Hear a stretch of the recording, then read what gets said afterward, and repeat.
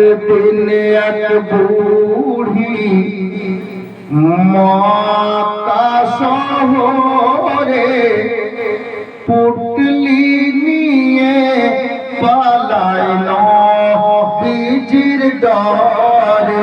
ও গো আসছিলেন মোর দয়ার রাসূল সেই পথ ধরে। এক বুড়ি মক্কা শহরে পুটলি নিয়ে পালাইলো নবীজির ডরে। ডেকে বলেন নূর নবীজি, ও গো বুড়ি শুনো না, ভারী পুটলি নিয়ে তুমি কোথায় যাবে বলো না। কার ভয়েতে যাচ্ছ তুমি মক্কা শহর ছেড়ে, একটুখানি বলো বুড়ি আমার হুজুরে। ও গো পুটলি তোমার পৌঁছে দেব, পুটলি তোমার পৌঁছে দেব, যাবে যত দূরে। এক বুড়ি মক্কা শহরে পুটলি নিয়ে পালাইলো নবীজির ডরে। বুড়ি কেন মক্কা ছাড়ছে কথা বলিয়েন না, যা করবেন আস্তে করেন। আর যদি কেউ 10 টাকা 5 টাকা দিতে চান এই গজলের মধ্যে দিয়ে দেন, তারপর কেমন হবে। তখন বুড়ি আমার দয়ার নবীর কাছে বলতে থাকে, কেন সে এই শহর ছেড়ে যাচ্ছে। বলতে থাকে, কেন সে এই শহর ছেড়ে যাচ্ছে। কেন বলছে বাবা শোনো, মুহাম্মদ নামে তেরা নবী এসেছে হে ভাই, যাকে সে পাই কলমা পড়াই আর মুসলমান বানায়। যাকে সে পাই কলমা পড়াই আর মুসলমান বানায়। ও গো তাই তো আমি যেতেছি গো এই শহর থেকে দূরে।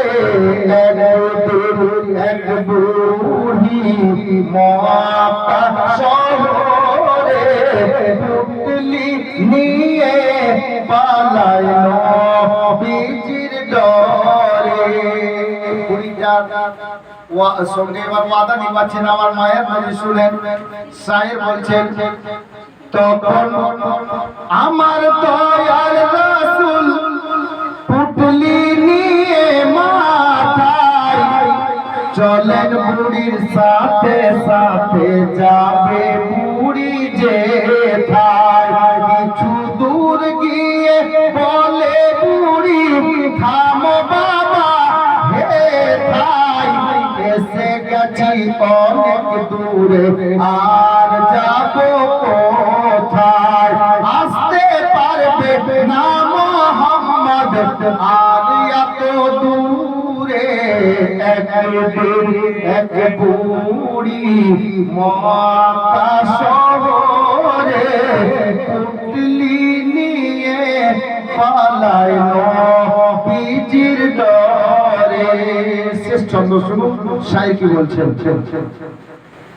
পুটলি নামিয়ে বলে বুড়ি, ও গো তুমি এত ভালো, আরজ করি বাবা তোমার নামটা একটু বলো। আরজ করি বাবা তোমার নামটা একটু বলো। আমার নবী বলছেন, বুড়ি তাহলে শোনো, যার ভয়েতে এলে তুমি মক্কা শহর ছেড়ে। এই বুড়ি শোনো, যার ভয়েতে এলে তুমি মক্কা শহর ছেড়ে, আমি সেই মুহাম্মদ এলাম পুটলি মাথায় করে। শোনার পরে বুড়ি তখন, শোনার পরে বুড়ি তখন আমার নবী